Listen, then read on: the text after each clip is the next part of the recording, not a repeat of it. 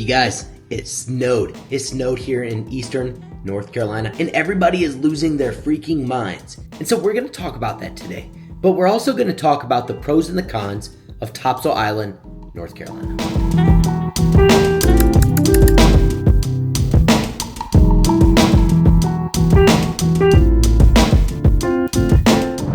You know, one of the pros here in southeastern North Carolina is that we get all four seasons, right? We do have a summer, spring, fall, and winter. However, in winter, yeah, it gets cold, right? Like the average here is 55 degrees, 60 degrees. Never see snow, except for like once in every several years. We see snow, and then in that event, everybody loses their mind. They can't drive. The military bases shut down, work shuts down, doctor's offices shut down, everything shuts down because nobody wants to drive in it. Nobody knows how to drive in it. If people are driving in it, they will be off the road because we're not really equipped for snow here in eastern North Carolina. We don't have the salt trucks, we don't have the plows, we don't have any of that stuff. So what ends up happening is we get ice on the roads, we get a base layer of snow.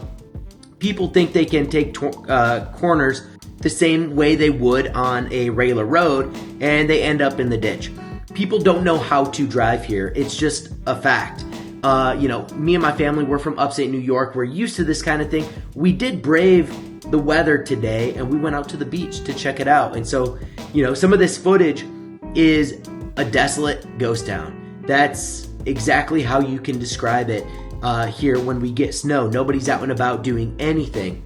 But that's like once in a blue moon. We never get snow.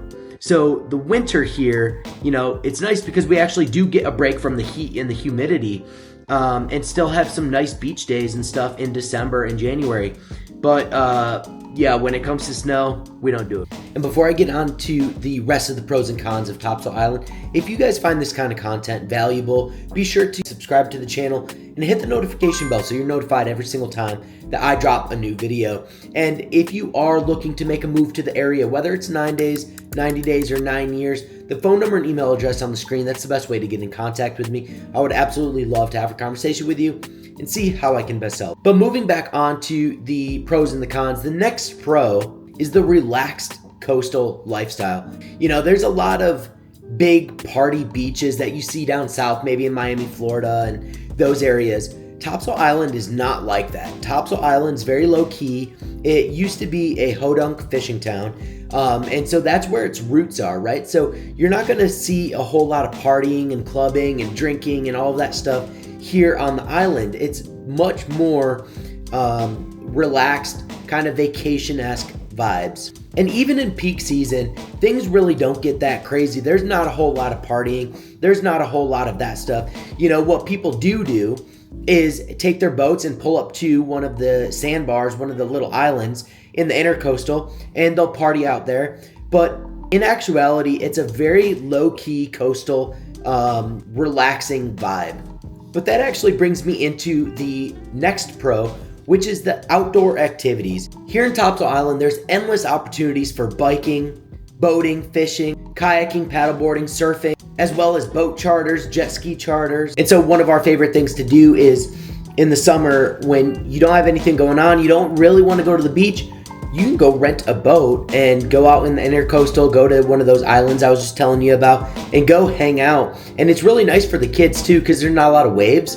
So you can anchor down, get off, and let the kids play in the water without having to worry about big old waves crashing over them. And so whatever you're looking to do outside on Topsail Island, you can absolutely find it, and it's very enjoyable, especially with weather's nice all year round. You get to utilize those benefits all year round. And then if you're looking for bigger amenities like shopping centers, lots of dining options, more amenities for the kids, more commercialized amenities for the kids, you're only a short drive away from Wilmington and Jacksonville. Topsail Island is smack dab in the center of Jacksonville and Wilmington, North Carolina. And so those two cities are sort of the bigger cities that are going to house those big amenities, your trampoline parks, your shopping malls, your chain restaurants, all of that stuff. So Topsail Island, depending on where you are, you're anywhere from about 25 minutes to about 45 minutes to one of those bigger cities. So regardless of what you're looking to do, you're going to be inside of an hour travel to get there and do anything.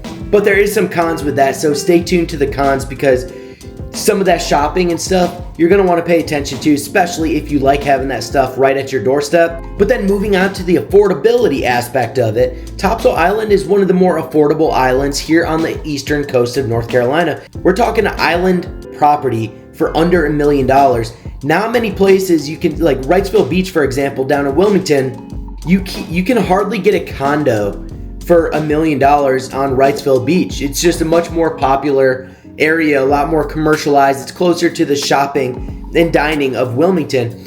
Whereas Topsail Island, it's a little bit more remote. It's a little bit more removed from those areas. So prices are down a little bit, but it's one of those unheard of, hidden gems where you can buy a beach property in, the 1 million, 1.5 million point pretty easily right now. But as you go up and down the coast, you're not going to be able to find that same pricing for some beachfront properties. And with that, even if you wanted to get a sound front, intercoastal front property, you can find it within that same price point where maybe you can have a boat, you have a dock, and live that lifestyle. That's a great lifestyle as well that a lot of people do. A lot of people, don't want the beachfront properties, but they want the sound front so that they can have their boat and go out fishing whenever they want to. But being able to get onto the island at an affordable cost compared to the rest of the coastal properties is a huge plus for this area. And then the last pro that I have about Topsail Island is that everybody is super friendly.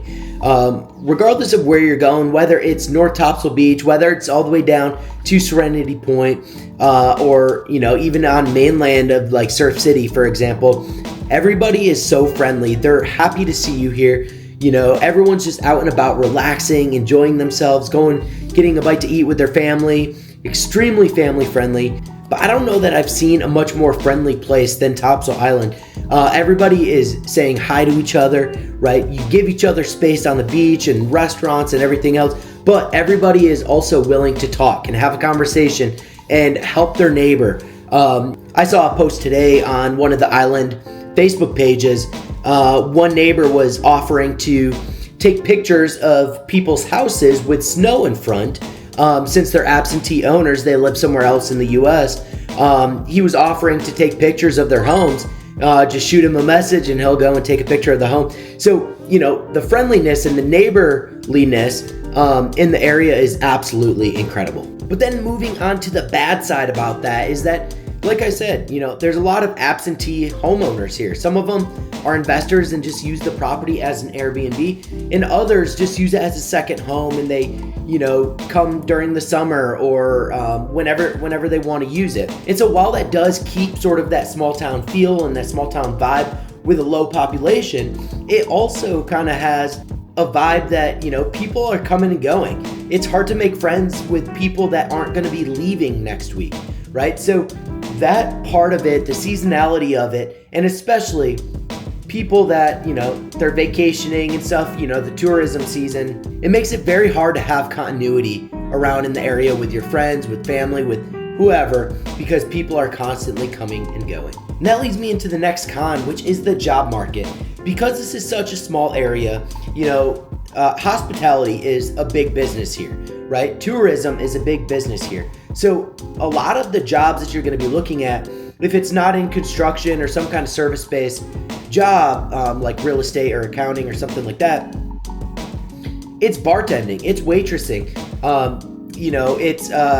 There's lots of cleaning companies for Airbnbs, lots of management companies, that kind of thing. But we do not have Fortune 500 companies here that have these massive facilities that house all of these employees. So if you're looking for a job in this area, you are going to have to get to Jacksonville or Wilmington to get out there, or work remote. Pretty much everyone in this area works remote. A lot of people anyway work remote. So one of those things you're going to want to consider when you move here is where are you going to work? Are you relocating for your job, or are you going to be working remote? Are you going to be looking for a job here? Because if you are, you might have to start on the lower end of the totem pole and work your way up. And then not to mention the seasonality of businesses. there's a lot of businesses here that, they cater specifically to tourism. Ice cream shops and souvenir stores and stuff, they may close down in the off season for the winter. So they're open during peak season, June, July, August, September, and then they might close in October. And so they make the majority of their money, obviously, throughout the summer. They're jam-packed, busy because of tourists. But then, they close down for the rest of the winter. And that can kind of suck. Like our favorite ice cream place on the island, they close down in, I think it's October or November. They close down, so we can't go there anymore during the winter. And you have to go to a different ice cream place. But, that's just a small example. But there's many shops that close down for the season. And then the next con is one that I'm going to kind of clump together. It's three that I'm going to clump together. And it's hurricane risk, flood risk, and then high maintenance on your beach properties. And so obviously hurricanes and flooding, they come together, right? Anywhere on the coast, you are prone to hurricanes, right? It just is what it is. We don't get hit nearly as hard as a lot of places in the US, like down in Florida or whatever. But we are subject to hurricanes. It's rare that we get a catastrophic hurricane or any kind of category hurricane, but we do get tropical storms more often, and they do flood the areas. What I will say is that the infrastructure here has been highly developed. Evacuation routes and the infrastructure has been upgraded since Florence to withstand these storms a little bit better. But with regard to your property, the wind is a lot heavier closer to the water you are. The flood risk is a lot greater closer to the water you are. So, if you're looking at buying property on the island, that's all stuff you're going to want to consider, and then getting proper insurances to make sure that you're covered in the event that a hurricane rips off your roof or your home floods, what have you. The risk is very real. What I will say is that we are better equipped here than some other places that literally just don't even try because they're just going to be demolished anyway. That is not this area. We are relatively equipped, and a lot of people just stick out the storms and have hurricane parties and that kind of thing. So really not a huge deal around here for locals, but it is something you're going to want to prepare yourself and your home for in the event that we do get hurricanes and some drastic flooding. But then even on the daily, the wind is whipping a lot harder on the island than in mainland. There's not as much to break up that wind, but it does lead to faster wear and tear on your home, your HVAC system, your windows, your roof, all of that stuff. Just because we do have heavier winds, we have a lot more salt in the air and humidity, which all, are wear and tear on your home. So that's all something to consider when looking at properties around here. I always tell people it's the nature of the beast. It comes with the territory if you're looking for island living, right? It just is what it is. But there are ways that you can mitigate the risks. There are ways that you can prepare yourself.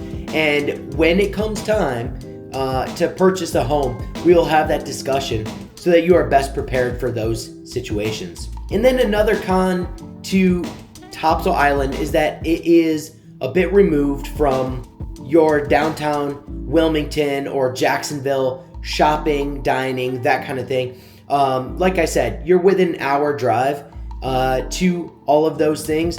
However, if you want a Target, right down the road within 5 minutes of your house, we don't have that here. We don't have those big shopping, those stores or those big ticket amenities, big city amenities here in Topsail Island. And that's how most of us like it, right? But if you are that person that wants those stores right out your front door, this just isn't going to be the area for you. Maybe Wrightsville Beach or Carolina Beach would be better suited for you. But Topsail Island does not have any of that stuff. So something to consider. We do have grocery stores. We do have everything you need to live.